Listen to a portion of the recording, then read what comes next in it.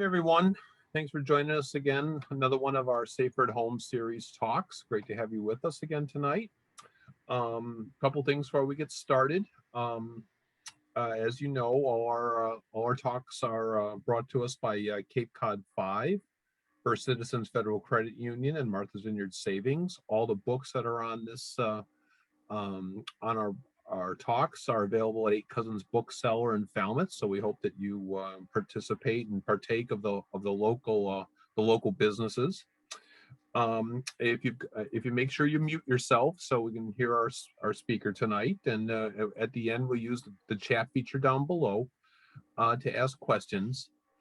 And yes, I will fully admit that I've got my University of Illinois sweatshirt on because yes, as a proud alum, I think it's pretty cool that our guest tonight is a professor at the University of Illinois, and as we know, that's everyone's favorite college. So Peter Fritzsche is a professor of history at the University of Illinois. This is his 11th book, and it's talking about Hitler's first 100 days. And would you welcome our guest tonight, Peter Fritzsche? Well, thank you very much, Mark, and thank you all for coming. I in many ways, envy you being on Cape Cod, but I'll never come to Cape Cod because I have a house on Lake Winnipesaukee in New Hampshire, and once I get there, I sit there and I never leave the property, so I don't wander far away. But I cultivate the same New England joys as you do. The 100 days, and actually we just had Biden's 100 days, the term comes actually from a fireside chat that Roosevelt made in July 1933, looking back on the extraordinary and special legislative session that he had called from March to June 1933, where he had passed 86 laws and established in his mind the basis for the New Deal. And so that was the 100 days. And that's how the term comes.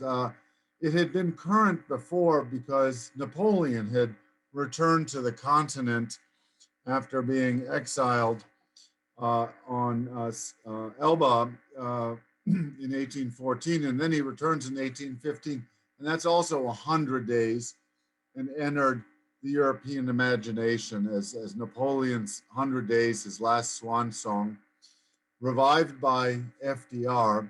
And so we use this term, the first 100 days of American presidents, and then the first 100 days of Hitler.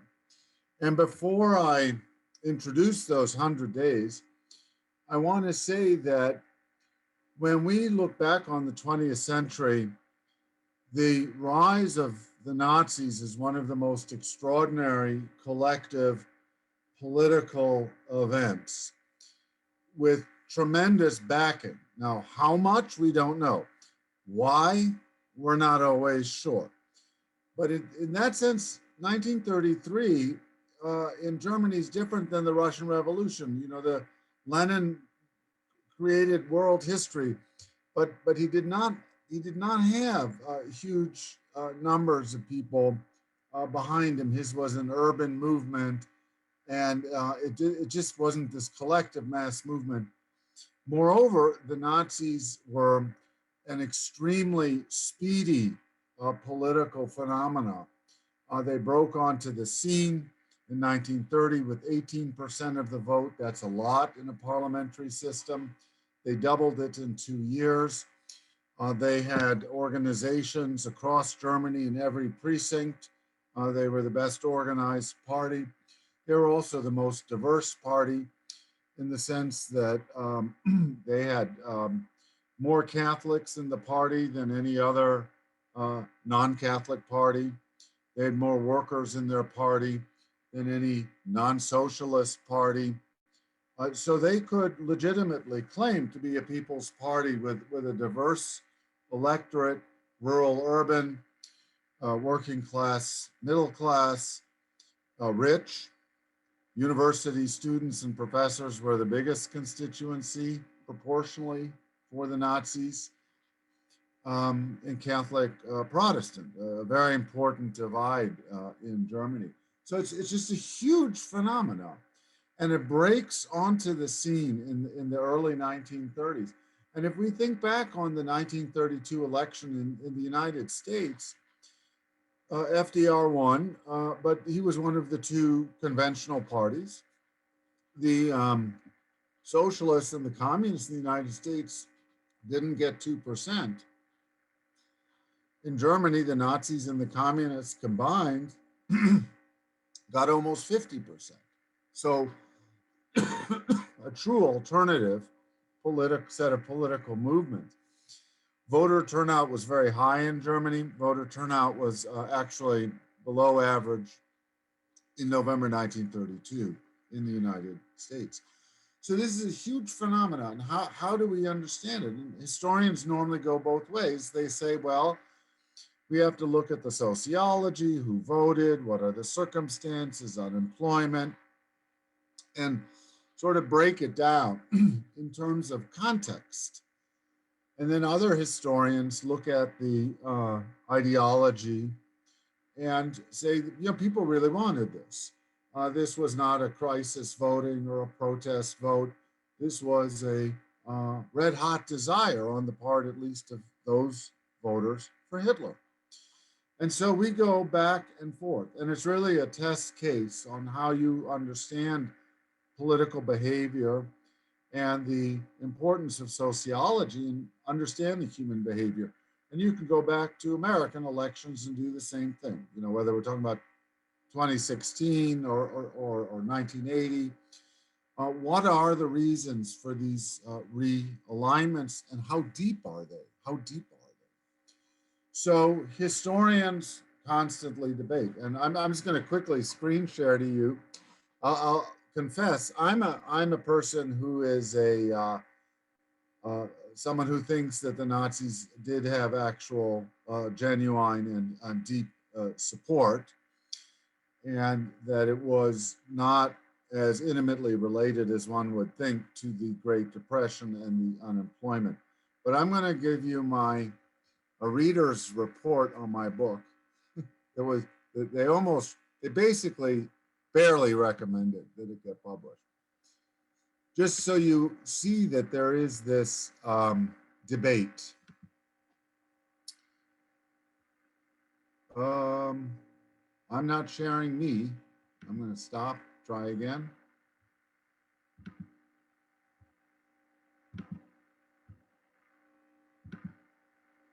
So arguments against Fritzsche. So just about within the range that one should accept as representing legitimate differences of academic opinion. And I did get the contract, but the reader says that I exaggerate with the depth of support, the extent of support, and the speed with which that support consolidates itself. And I don't agree with the reader that I say that everything is inevitable beginning in 1933, but he's basically right. That is what I'm arguing. And my reply is simply that this is the most dramatic event that we have in the first half of 20th century German history. And whether we're arguing about 40% Nazi or 50% Nazi or 60% Nazi, this is a huge, huge event that has to be understood. So there are a couple of ways to think about this phenomenon. The first thing to remember is that even in the semi-free elections after Hitler came to power, this is about 50 days, 40 days after he came into power. Sure, the Nazis do well, 44%. And their coalition partners, 8%. So they get 52%. But that's only 52%. And there are plenty of other voters, especially socialists, communists, and Catholics, who, while there are fewer of them, represent a sizable portion of the population. And we have to remember that in all these elections, there were like 5 huge elections in Germany in 1932. The Nazis could not break 40%. 40% is a lot in a parliamentary system, but they could not get more than 40%. Therefore, they could not form a government on their own. And they would have to create a coalition, a complicated coalition, and they didn't have the right partners, or the partners weren't big enough. And the president of Germany was not going to make Hitler chancellor if he didn't have a majority in the parliament backing him. And so Hitler really was stuck at 40%. It's a lot, but it's not enough. He saw the huge rallies in front of him, and he thought this was acclamation. This was unanimity. He was quite surprised that he fell short in all these elections in 1932. In the end, therefore, in order to win, Hitler required 2 things. He needed to make some sort of bargain with the elites, who would then pressure the president to appoint him chancellor without a parliamentary majority, and with the right to have emergency legislation and call new elections. And in the end, the elites pressured successfully the president of Germany to do this, because what they wanted was an authoritarian regime. And in the end, they sucked it up. Okay, so Hitler's going to be chancellor. They ran the risk that he would run roughshod over them, as he did, because they were so committed to an authoritarian, anti-democratic solution for Germany, to get rid of the Republic, to undo the history since World War I of the Weimar Republic. And the other thing that Hitler had to rely on, aside from at the beginning of January 1933, the elites behind him, which he then had, finally, he would have to use violence because there were lots of communists and socialists running around. And so it's absolutely true that the history of these first 100 days is marked by violence. And that violence is consequential and important. And yet, on the other hand, the Nazis were able to propel themselves as a dynamic and positive movement and win ever more support. In these elections that I showed you in March 1933, they're winning a little bit more. But over these 100 days, I think that they win ever more. And simply by showing that they seem to have people behind them, they win more. So that the picture becomes reality. So let me screen share with you. And when I wrote the book, I debated, do I start with violence or do I start with consent? And I'm a consent guy. I think there's a lot of consensus in Germany, more than one thinks. But I decided I did have to start with violence because the Nazi slogan that one would hear echo in the streets through these years was Juda verrecke, Deutschland erwache, which means Jews perish, Germans wake up. So the violence was first and the rebirth was second. And so I put the violence chapter of the first 100 days first. Let me screen share again with you.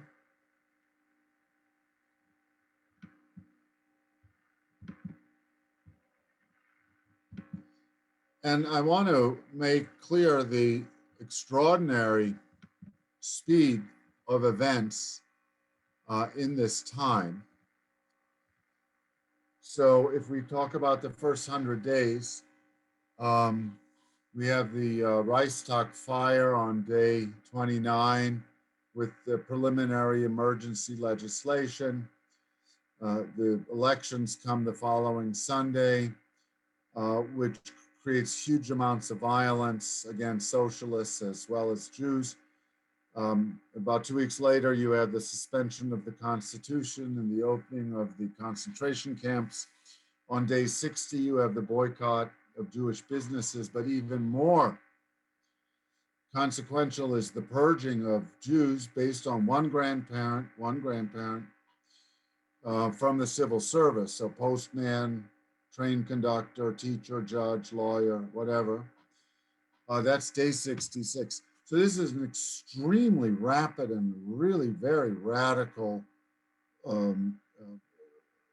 set of events. Now, is it backed by violence or is it backed by consent, coercion or consent? So here are the pictures that the Nazis like to show of the crowds celebrating Hitler's coming to power. But of course, not every Berliner is on the street, but many are, many are. And the jubilation, you see Hitler in the center, and then the older president Hindenburg to Hitler's right in the old chancellery building. And you see a secular crowd. It's not a military crowd. You see all the hats and so on, the fedoras. But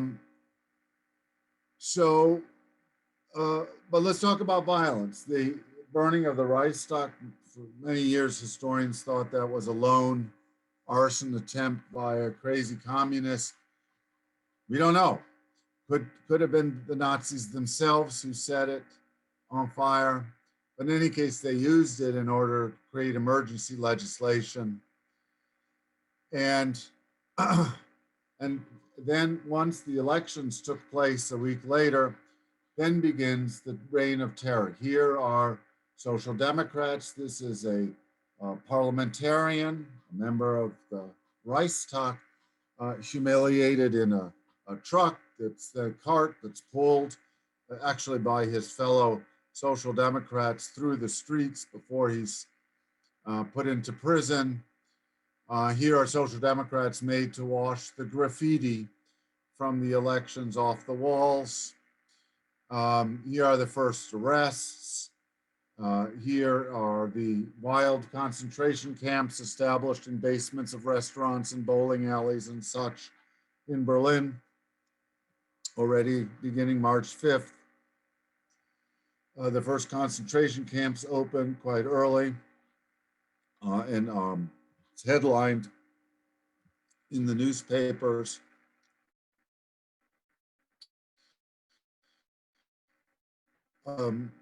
These are prominent radio and other figures that are brought to the camp, and of course photographed, and all that gets into the newspapers in August 1933. So we have real violence, 100,000 people in concentration camps, several thousand killed. Then the Constitution is suspended on the 23rd of March, and the Enabling Act, where only one party votes against it, that's the Social Democrats. The Catholics vote for it because they feel that they cannot go against the national mood. They feel that there's this national mood, this consensus that they don't want to divide the country any further. And so there is this state of emergency that justifies considerable violence. It's the fact that there's communists and Social Democrats who've ruined the country since the revolution in 1918. There's an international crisis because Germany has been hobbled by the chains of Versailles. There's a weak military, there's no air force. And then there's the broader view that the Nazis have, that the Germans are biologically threatened by all sorts of vulnerabilities, whether they are internal because there are bad genes inside the Aryan stock, or because there's too many aliens, i.e. Jews, in Germany. And so these states of emergency will justify extraordinary legislation. Here's a photo essay that appeared in the Nazi newspaper about a new game. It's not cowboys and Indians, it's Nazis versus communists, where the boys take over the communist headquarters in Berlin. And so clear the streets for the brown battalions. The wounded are carried off. The little soldiers drill. The last defenders of the misspelled Liebknechthaus, so that to make it homey, to make this whole photo montage homey, homespun. It's captured, and a concentration established in the courtyard for the defenders who have been captured before the militants go off to sleep.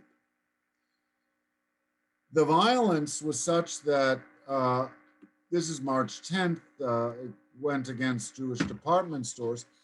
And this is a Jewish lawyer who tried to put in a claim against the fact that his client's department store had been plundered and the store windows had been bashed in.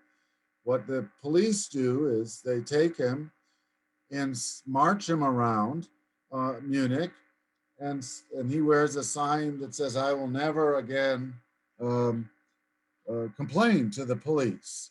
So they humiliate him in public. He actually manages to escape and jumps into a taxi, but the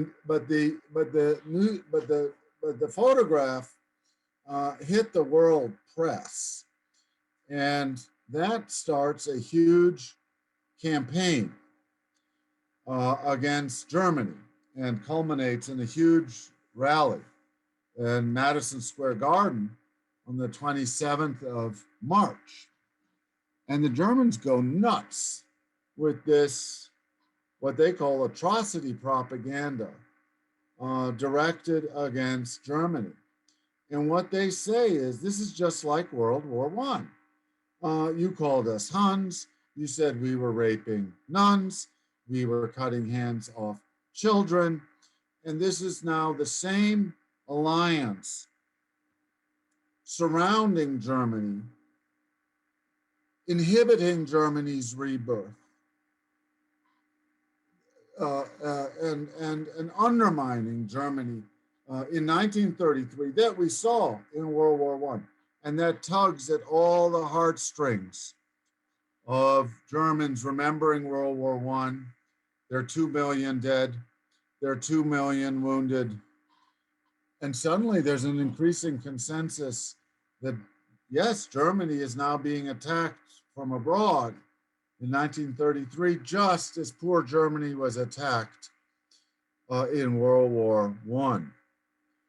And so there's actually quite a bit of steam against this Allied atrocity propaganda campaign coming out of New York City. And so the punishment will be the boycott of the Jews on April 1. And in my mind, we often see scenes, here's Madison Square, we often see scenes of the SA guarding the stores and keeping customers from entering. In my view, there are no customers who wanted to enter stores. Everybody knew this was a show and a spectacle, and everybody came downtown. It was a very rainy day that Saturday to watch the show. People weren't stopped from shopping. I'm sure a couple of people shopped, but that's not why people were there. They were there to see the show and to be part of Germany defending itself as it had back in World War I. So the Nazis are able to play this patriotic card. And the few customers who do go in are photographed and also publicly humiliated. And far worse is 6 days later, where Jews are purged from the civil service on the basis of one Jewish grandparent, based on birth and marriage and so on registries. So effectively, Jews are, their economic basis is withdrawn. They cannot be part of the civil service in any way. And this continues over the course of the summer. These public humiliations with public crowds. Here, it's not illegal to have a Jewish boyfriend in 1933, but these are public humiliations, stage spectacles that draw a crowd and very quickly create the line, Jew, non-Jew. Best that you don't have a Jewish grandmother, best that you're not a Jew. And anyways, the Germans are only protecting themselves.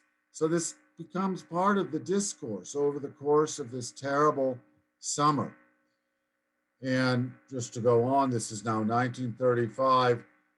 Again, humiliation in the newspapers. And this particular person, Julius Rosenberg, does not survive the Third Reich. But the anti-atrocity campaign, anti-Jewish boycott, creates a sense of German patriotism that goes back to the German defeat in 1918 and to the great German cause that so many believed in back in 1914. And the Nazis played this card very well. Moreover, they always showed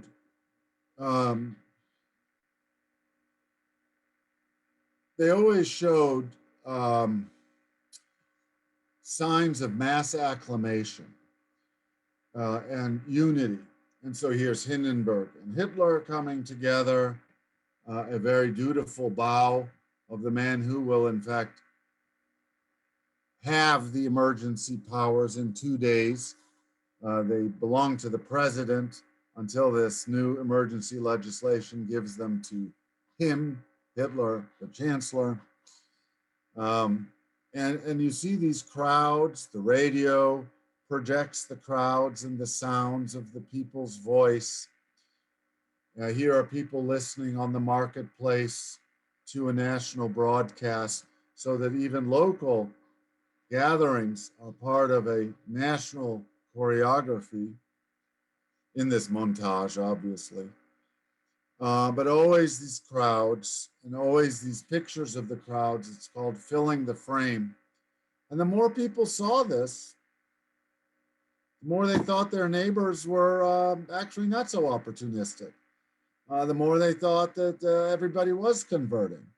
And that pushed them to the threshold of conversion as well, so that these pictures become reality as they're shown enough. And Germans want a sense of unity, and they want their history healed, and they want a future. They want to possess a future. And Hitler seems to promise this. Even on the big May Day celebrations that Hitler stole from the socialists in a very clever move, people made their own floats. These are homemade floats. It's not just from above, orders from above. It's people participating from below. And then you see these signs of unity and acclamation that eventually become extremely appealing and intoxicating. And basically, what are you going to do? Are you going to be alone in the Third Reich, or are you going to live your life somehow and make your peace with what seems to be a majority? And the famous Zeppelin over the May Day field in Berlin, people relaxing, and always these pictures of homespun unity and gathering in all sorts of ways, filling the frame. And so, in a way, many people felt that they had no choice but to join up too. What were you going to do? Is spend your life alone? Now, these pictures are not completely accurate, but what's so interesting is they become more accurate. And then a very poignant picture is this one in a shipyard in 1936 in Hamburg. And everybody is giving the Hitler salute, except for one man, and he does not. So he's in the center, a little bit to the right, and he does not do it. But he's the only one. So, who are these people around him? How deep? How deep are their feelings? How attached are they to the Third Reich? How many people are represented by the lone figure who does not salute? These are the questions we ask. In the end, what we do know is that public and civil society was destroyed. The idea that you would have contested elections, very different kinds of people, having many different choices of political parties, all this disappears. Here is a Nazi flag, and to its left and to its right is a communist flag in a down in the dumps tenement in Berlin. Our kids are rotting here. But so even working class people in the same building divided. So that's the issue. We just don't know quite where to draw the line. But I would, and of course there are opponents, at least before March 1933. Here's a trade union rally. Here's the 3 arrows that stamp out the Nazi flag, a social democratic gathering. Here's the communist house where the posters talk about against war and fascism, and I love it, against frost. It's a very cold winter, 32, 33. And for work, bread, and freedom. The building still exists, by the way, owned still by the communists. And graffiti, we just don't know. But I think that there was much more support. And I think that there was, in these 100 days or 150 days, increasing number of conversions. There is violence. It always needs to stay in the picture. But I think that there is considerable enthusiasm. This does not mean that people are 100% Nazis. It does not mean that they are voting for the Holocaust. It does not mean that they're voting for World War II. They might be 75% Nazis. They might be 65% Nazis. But they're thinking it through. They're thinking the precepts of collective responsibility through. They're thinking the precepts of race through. They're thinking that this is now Germany's future and we can't possibly go back. Many people opposed XYZ policies. But on the whole, did they think Germany was better because 1933 happened? I believe they did. And I put it in this way. It's possible to have hated Nazis. You don't like Nazis in your town. They're corrupt. They do things too much. They're way off balance. But you love the Third Reich. The basics of this national revolution in 1933, the speed and the scale with which it happened, the healing of German history in the view of so many, and in a sense that we are protecting ourselves, Germany, against a world of predators, cut deep. It cut deep. And so, sure, there's certain things you don't like, a lot. So you could hate Nazis, but you could love the Third Reich. And that's the paradox, I think, in how to understand support and appeal in the Third Reich. So I hope I didn't go over. I don't think I did. And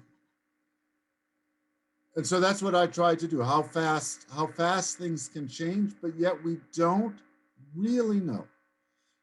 In the end, I have my argument, how deep, how far, but I think this is a phenomenon that was pretty sticky, that had major consequences, and that could rely on basic popular support. So I certainly invite questions or comments, any curiosities that you might have. Thank you, Dr. Fritzsche. You might have just answered my first question, but was it that fear of 1914 all over again? Why were the German elites so desirous to get rid of the Republic and the freedoms that they had in Weimar and be so supportive of the Nazis as an alternative? What led them to throw their weight behind the National Socialist Party at that time? It was a cumulative process, but the 1918, the Social Democrats had been the socialists, had been the largest party in Germany since 1890. In some sense, it shouldn't have surprised people that the socialists were there. But 1918 brought them into the public. Then they suddenly became mayors. Then they are suddenly marching on the streets with their red flags. And this revolution of socialists and workers is combined with the experience of defeat. And so there is a basic irreconcilability with the Republic. People don't want to go back. Nobody wants the Kaiser. And that's Hitler's opening. That's Hitler's opening. And they think back on these images of 1914, of national unity, and the Great War and the Great Cause. But to get back to that, you're going to have to fight the revolution again. But this time you're going to have to win it against the socialists. It is, to me, extraordinary, the inability of relatively rational, prosperous businessmen to refuse to work with moderate social democrats. But that was the case in Germany, and certainly in the last half of the Weimar Republic. My own grandparents did not go to my parents' wedding because on the one side were socialists and on the other side were German nationalists. And this was in the year 1952. So there was this extraordinarily deep divide, and the idea that you were destroying democracy made no difference. What you were creating was an authoritarian German nationalist regime. And you were sidelining the socialists and other democratic forces and cosmopolitan forces that were running amok in the cities. And that was the most important thing. And that if you were going to have an alliance with someone as vulgar as Hitler, then so be it. You started with, that you wanted to, that your basic premise is consent, but you open the book with violence. Did violence lead to consent? Did consent lead to violence? It's a really interesting question, Mark. And I think in some ways violence did lead to consent. On the one hand, violence shows that you're consequential, you're making a break, you're turning a page. Violence also shows that you've identified enemies and you're willing to get rid of them. And you're cleansing the body politic once and for all. So, and then these public humiliations, people saw which side they were. They realized they weren't Jewish, so they must have been Aryan. And so the violence creates a demarcation that becomes increasingly difficult to cross over. And I think that's a really, really insightful idea that violence can actually create consent. And it does work in that way, in my view. We know that the Nazis, strictly Goebbels, really advocated the use of radios. They make radios available everywhere. You had pictures of the use of radio. They made these things affordable. In fact, they pretty much mandated all houses have a radio so they can listen to the Fuhrer speak. A question here from Janet: were all the media conscripted by the Nazis, or were some of the media early supporters of them? And how much did the media matter at this time? It's really interesting. FDR also had very poor newspaper support, and found that the radio was a wonderful medium for him. And at the time in the 1930s, both in the US and in Germany, people felt that the radio was a more honest medium. It was direct, it was unedited, and it was truer to life. And so when you have these broadcast sounds of the rallies and the applause and the cheering, people really took that as the voice of the nation. And radio was not always giving speeches by Hitler, but it did create a kind of, this is our new life, our new happy life. And people always watch the news, listen to the news at 8 p.m., but there was also entertainment and so on, as well as speeches. And radio became an extremely effective medium. And you're right, they subsidized the radios. In terms of the media landscape supporting Hitler, it's hard to say. The most prominent German newspapers did not, but most were German nationalist in the sense that then they would they believed Hitler should be given a chance of one sort or the other, and so newspapers played their role. But as soon as Hitler came to power, he was the party was extremely effective in creating pictorial propaganda. He had this big airplane tour of Germany, and once in power, he had use of the radio, which was not open to political opponents, but only to the government. And so radio became very, very, very important. And they used it in an increasingly sophisticated and not heavy-handed manner.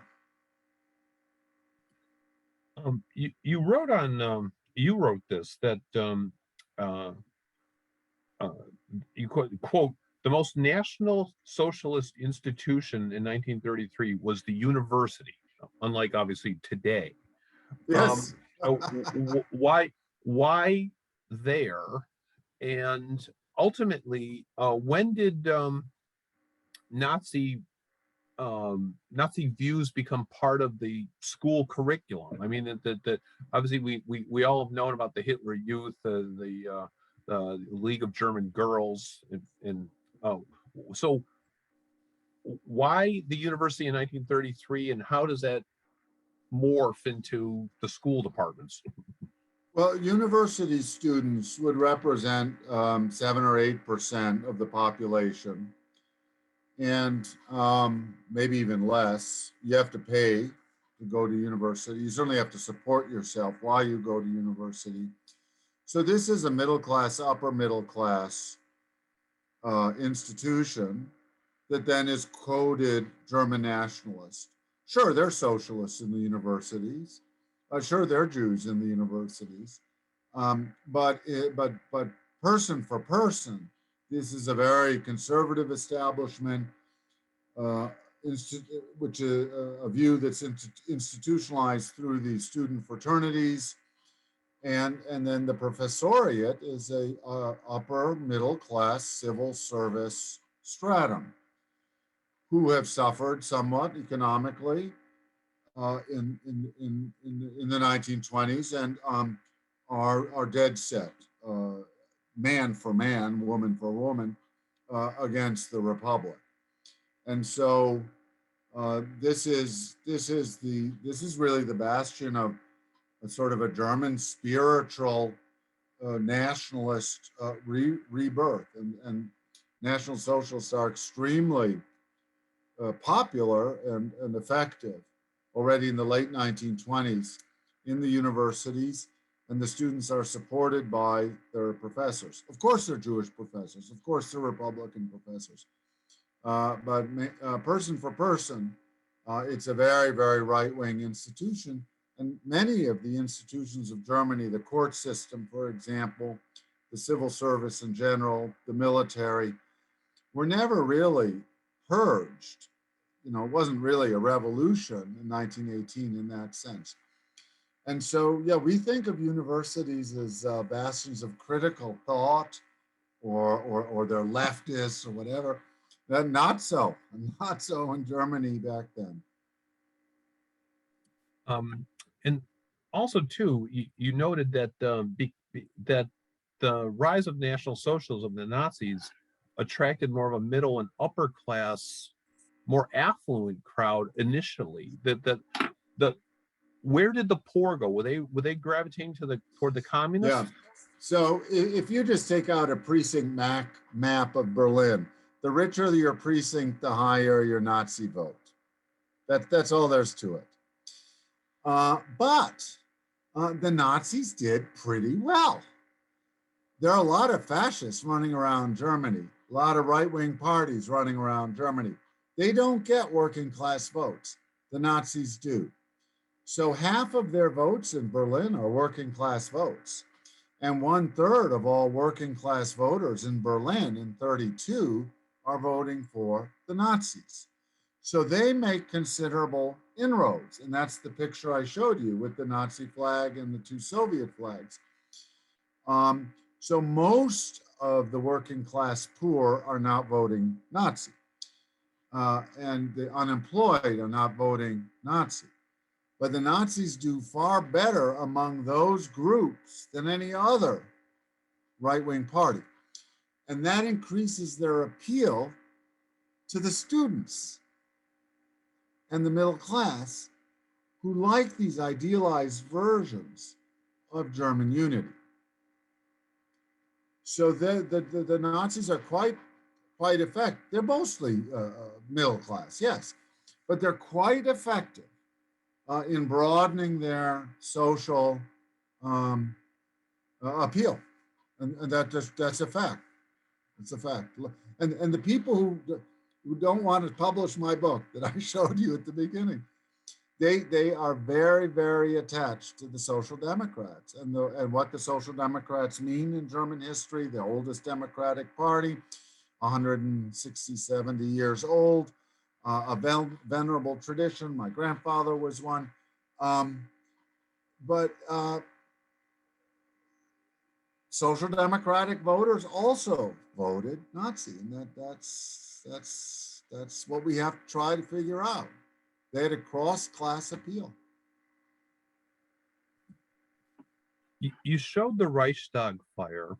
The times, these epic moments in early Third Reich history, how influential were they in consent versus violence? The Reichstag fire, the Night of the Long Knives, the Kristallnacht.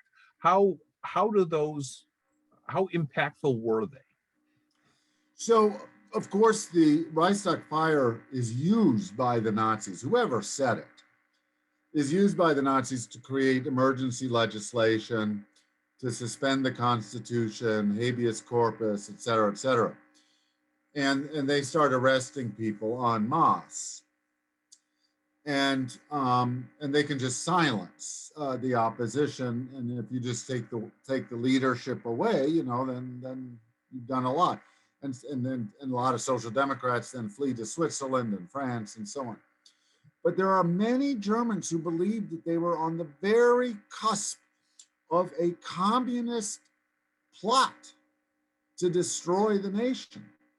And Goering goes on the radio 2 days later, and he talks about kidnappings and human shields and poisoning in army barracks and tens of thousands of communist agents about to blow up all the bridges and roads in Germany. And this had a degree of credibility. And so it works both ways. It terrifies and hobbles and decapitates the opposition, which is already demoralized anyways, in a time of unemployment. And then it gives legitimacy to the Nazis. They can say, this is a huge criminal conspiracy that we caught at the very last moment. And whatever the historians say 60 years later, it doesn't matter. Many Germans believed that at that time. And even still semi-free newspapers of repute, without much criticism, towed that line on the 28th of February, on the 1st of March, 1933. So it was this vast criminal conspiracy that seemed to make sense to enough Germans. And so the Nazis just always increased their legitimacy at the same time that they were basically imprisoning their opposition. Got a question here from Christian. Last night on PBS was a show on the rise of the Nazis. It spent a lot of time on Schleicher and Hittenberg and the rise of Hitler. Could you speak about that? Well, Schleicher is always the one comes back to, and what would have happened had he given more power, given more time.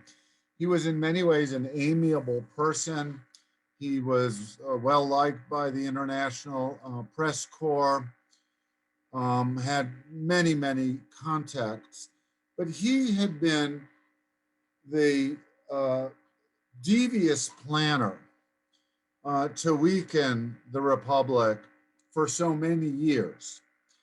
And so for him now in December 1932 to say, well, I don't believe in either capitalism or socialism, and my daddy always taught me to be nice to the servants. That's what he said on the radio. It just doesn't ring true to the people he has to convince, which are the Social Democrats and the Catholics. Schleicher is the man behind destroying democracy in the state of Prussia. I mean, this gets very complicated, but on July 20th, 1932, so 7 months before Hitler, the then Chancellor of Germany, a guy called Papen, invokes emergency legislation and disbands the democratic government of Prussia. Prussia is 3/5 of Germany. So Prussia is the last democratic bastion. It has a Catholic, social democratic government. And July 20th happens, and poof, Prussia's gone, and it's put into the hands of the federal authorities. And that's why Goering becomes the Prussian Minister of Interior with the control over the police on January 30th, because he assumes the federal position to do so. So Schleicher in the end, I kind of like him, and he was murdered and so on. But no, he was a very devious, unprincipled person who hurt German democracy. And at the end, he opened up his eyes and saw that Hitler was the worst thing possible, was too late. And he wasn't trusted anymore by the elites who wanted Hitler. They thought Schleicher was going to go back to the Republic. That's what they thought. But he's a fascinating figure. I mean, you just spend 10 minutes on Google on Schleicher, and you'll spend 3 hours on Schleicher. I mean, he's a very interesting guy. Why did the Nazis continue to fascinate? Because they did it. They could do it.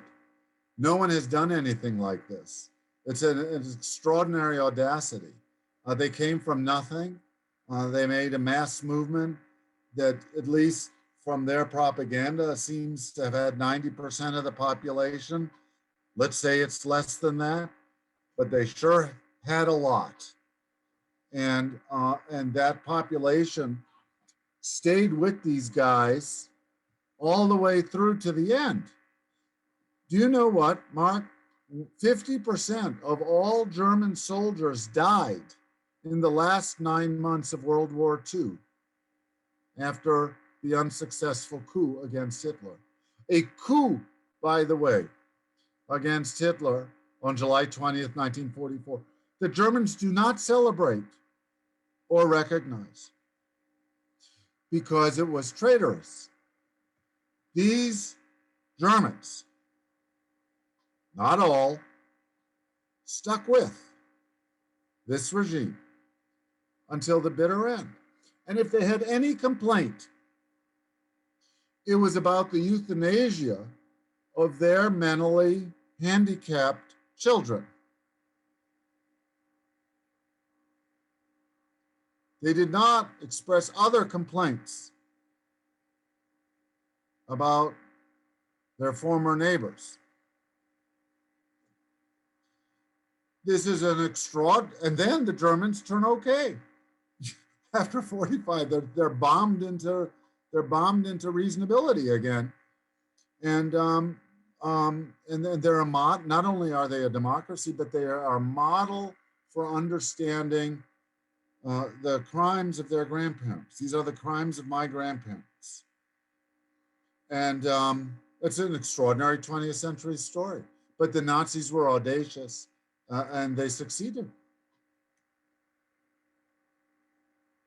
They did things we never thought would ever be written into the pages of human history.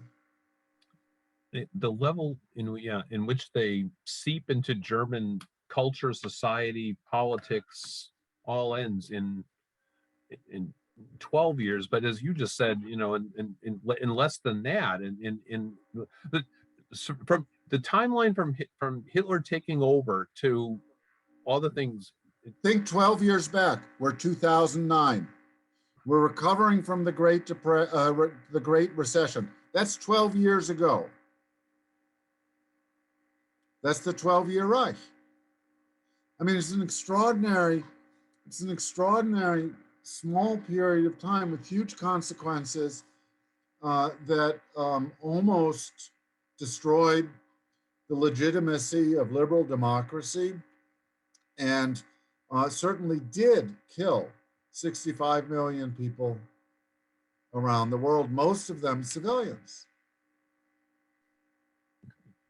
It's really nuts. Yeah. Could this happen again?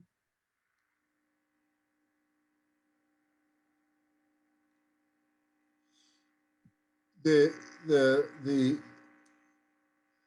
Nazis had 400,000 semi-armed uniformed troops on the streets of Germany in 1932. A size larger than the Prussian police and the German army. In that sense, it is very difficult to imagine a political movement succeeding like the Nazis did then. However, the Nazis won because people were not attached to principle, but were attached to a certain content of their nation. They wanted it nationalist, they wanted it anti-republican, but rule of law, those things didn't matter so much. That's a timely lesson. And then the only other thing I would say is that if we look at the last 6 or 7 years, territory, nationalism, tribalism, boundaries, all this have become more important. And when we are faced, we can't imagine it now, we're just trying to get through stupid COVID.